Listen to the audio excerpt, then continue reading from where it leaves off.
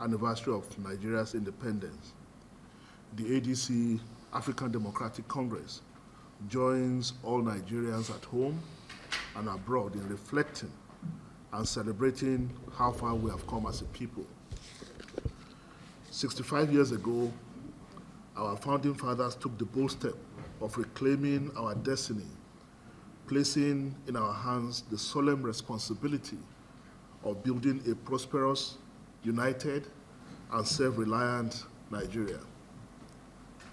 Since then, through civil war, military rule, democratic transitions, economic booms and downturns, the Nigerian spirit has endured. That spirit, resilient, creative, and unyielding, is what binds us today. We salute the Nigerian people, workers, entrepreneurs, farmers, educators, young people, and professionals who have kept faith with the Nigerian dream, even when that dream seems distant, like it has appeared under this administration.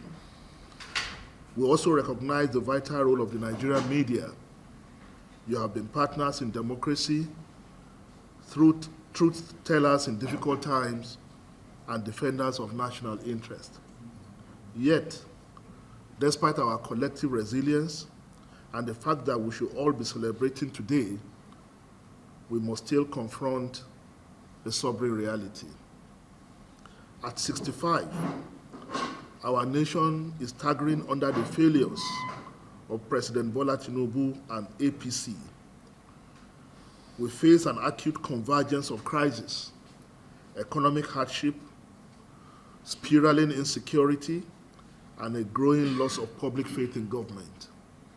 The promise of renewed hope that Tinubu and his APC campaigned on has given way to widespread disillusion as the reforms undertaken by his administration have destabilized tens of millions of Nigerians across the country by compounding inflation, crushing our individual purchasing power, and triggering a wave of social pain that the government has failed to cushion.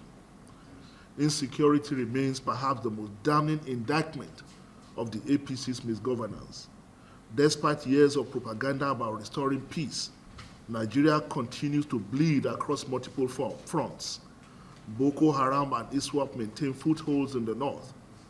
Banditry and kidnapping terrorize the northwest and parts of the north central, which was once safe. And these parts of our country continue to buckle under the wave of insecurity that has now made its way all the way to our federal capital. Yet, the APC government has yet to articulate or demonstrate a comprehensive security strategy, leaving citizens to fend for themselves amid a fractured, under-resourced, and often predatory security apparatus. Worse still, institutional credibility is fast eroding. Many Nigerians view the APC government as elitist, self-preserving, and deeply disconnected from everyday realities. The perceived arrogance and opacity of governance have fueled public anger, protest threats, and strikes across critical sectors, from health to labor to education. Infrastructure decay continues. The power grid remains unreliable. The health system falters under pressure. All these amid record youth unemployment and growing urban discontent. Our 65th anniversary should have been a moment of sober national reflection and renewed purpose. Instead, it is overshadowed by a sense of fatigue and overwhelming burden borne by citizens who see their sacrifices unrewarded, their leaders unaccountable, and their future uncertain. Since 1999, no administration has inflicted more hardship on ordinary Nigerians or done more to erode the foundations of national stability than the present one.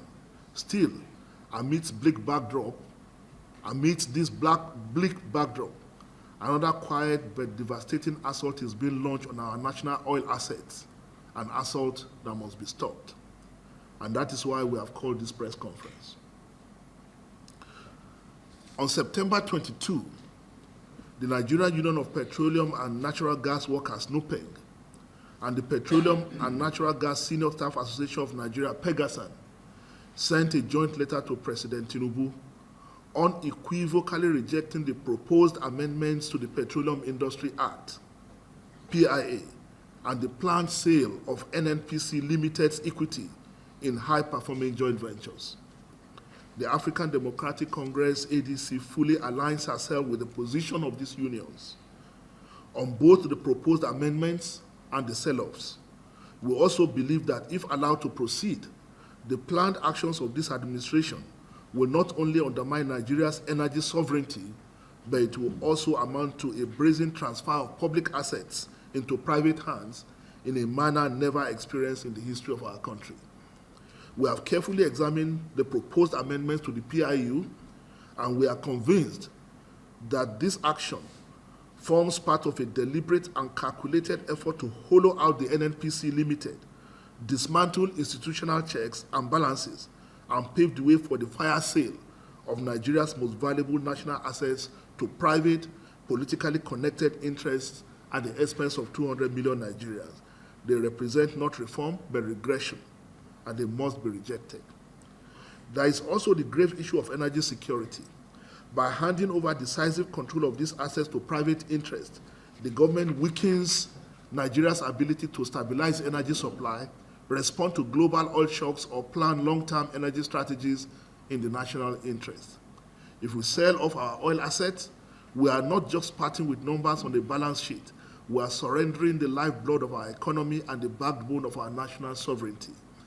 It will mean that Nigeria, a country that once stood as a giant of energy production in Africa, will wake up tomorrow without control over its own resources. It will mean that the revenues which fund our schools, hospitals, roads, and pensions will flow into private pockets while our treasury runs dry. It will mean that the NNPC Limited, stripped of its most profitable holdings, will stagger under debt and obligations it can no longer meet, risking collapse and the loss of thousands of jobs. It will mean that our energy security, our ability to stabilize fuel supply, protect against global shocks, and plan for the future will be handed to a few private entities whose only loyalty is to profit, not to the Nigerian people. Most dangerously of all, it will set an irreversible precedent, turning our commonwealth into private property and leaving future generations of Nigerians with nothing but memory of what once was their lives. Fellow Nigerians, what lies before us is not merely a matter of policy or legislative adjustment. It is a battle for the very soul of our nation's economy. At stake is the kind of Nigeria we are building, and more importantly, for whom we are building it. We therefore call on all segments of our society to rise to this critical occasion. Civil society organizations must stand firm and resist this unfolding plunder of our national resources. The National Assembly, both current members and those who have served before, must reject any attempt to amend the PIU Act in ways that serve private or political interests over the public good.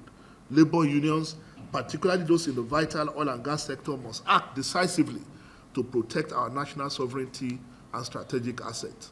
And to the young people of Nigeria, those who will bear the long-term consequence of today's decision, we urge you to organize, speak out, and demand full transparency and accountability. At 65, Nigeria must not stand for power, profit, or politics. Nigeria must stand for the people of Nigeria. The ADC reaffirms its commitment to protecting Nigeria's commonwealth, resisting corruption in all its forms, and defending the economic rights of future generations. Let this be our legacy, that when it mattered most, we stood up and we spoke out and said no to the selling of Nigeria. Thank you, God bless you, and God bless Nigeria.